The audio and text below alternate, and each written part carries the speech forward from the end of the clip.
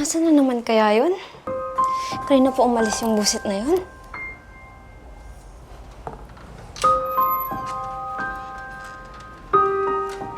Oh, sobrang tagal mo naman ata sa labas.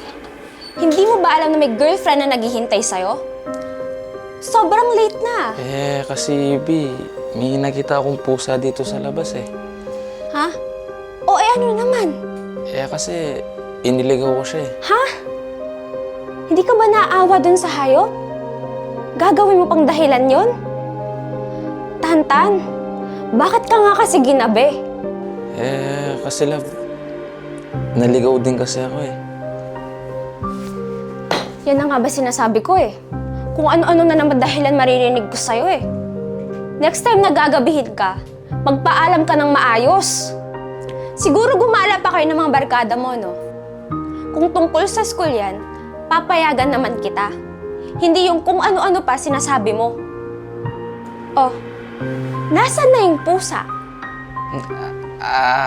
Andyan sa labas ng bahay. Diyos ko, Tantan. Ikaw magtino ka, ha? Akala ko ba niligaw mo? Kaya nga ako nakablik kasi siya sinundan ko pa uwi. Diyos ko po, Tantan. Nakakahiblad ka na. Isa pang kalokohan marinig ko sa bibig mo. Aawayin na talaga kita. Joke lang, love. Sorry. Next time, di na ako uuwi ng late. Aayusin mo kasi mga diskarte mo. Hindi naman kita pinaghihigpitan. Hindi rin naman ako mahirap kausap. Kung gusto mo talagang magtagal tayo, be honest. Pag sa'yo ko ginawa yan, matutuwa ka ba? Konting respeto naman sa oras ko.